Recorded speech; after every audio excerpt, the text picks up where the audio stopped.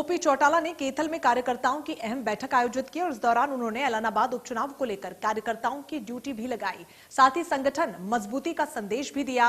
OP Chautala ने ऐलानाबाद उपचुनाव में इनेलो की बंपर जीत का दावा करते हुए कहा कि इस उपचुनाव में बीजेपी और कांग्रेस की जमानत जब्त होगी।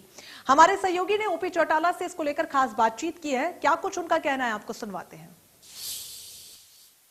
ऐलानाबाद उपचुनाव को लेकर जो सरगर्मियां है बिल्कुल तेज हो चुकी है। पूर्व मुख्यमंत्री ओम प्रकाश चौटाला कलैत पहुंचे हैं, कार्यकर्ताओं की मीटिंग लेने के लिए पहुंचे हैं ताकि इनकी कार्यकर्ताओं की ड्यूटी लगाई जा सके। हमारे साथ मौजूद है पूर्व मुख्यमंत्री ओम प्रकाश चौटाला जी, तो हम बातचीत भी करेंगे। सर, क्या कहेंगे, जो ऐलानाबाद चुनाव की प्रक्रिया चली हुई है, क्या कुछ तैयारियां की गई है? सर,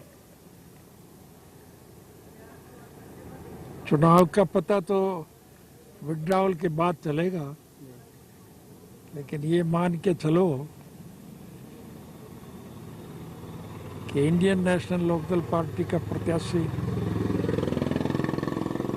भारी मतों से विजयी होगा।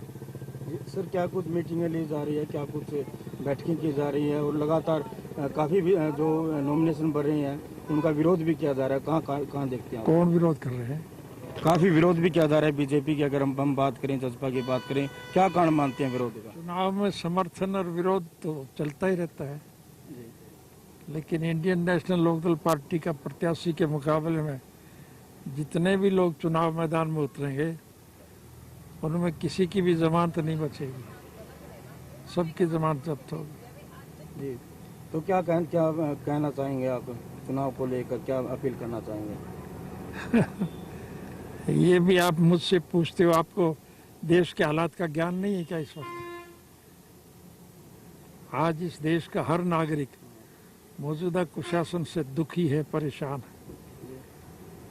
और परेशान लोगों ने एक मन बना लिया है कि जात पात के नाम पर जो लोग राजनीतिक रोटियां सेकते हैं उनको अब के ये सबक सिखाएंगे। इस कुशासन का अंत होगा और इस चुनाव परिणाम के बाद इस सरकार में भगदड़ मच जाएगी, गठबंधन टूट जाएंगे। कांग्रेस और बीजेपी के चुने हुए प्रतिनिधि इन पार्टियों को छोड़ के हमारी पार्टी में शामिल हो जाएंगे, और फिर जब सरकार अल्पमत में होगी तो फिर निश्चित रूप से मध्यावधि चुनाव होंगे, और मध्यावधि जब चुनाव होंगे तो आप स्वयं नहीं देख रहे कि इस किसान आंदोलन के माध्यम से 36 बिरादरी के लोग इकट्ठे हैं कि नहीं है? तो सारे लोग इकट्ठे होंगे तो फिर देश में राजनीतिक बदलाव आएगा। कि मेरे इस देश के राजभाग के मालिक होंगे, कि मेरे इस देश के राजभाग के मालिक होंगे, और लुटेरों को सबक सिखाया जाएगा। तो सर, आज क्या कुछ कार्यक्रम आपके, कहाँ जा रहे हैं आप? ये भी आप मुझसे पूछते हो, आप किस लिए घूम रहे हो यहाँ? तुम्हें पता नहीं मैं किस लिए आया हूँ? आप किस लिए आए हो? किस चीज का कार्यक्रम में जा रहे हैं, क्या कुछ वहाँ पर प्रोग्राम किया? फिर वही बात करो, आपको ये पता नहीं है मैं किस लिए आ रहा हूँ? आप यहाँ कैसे खड़े हो?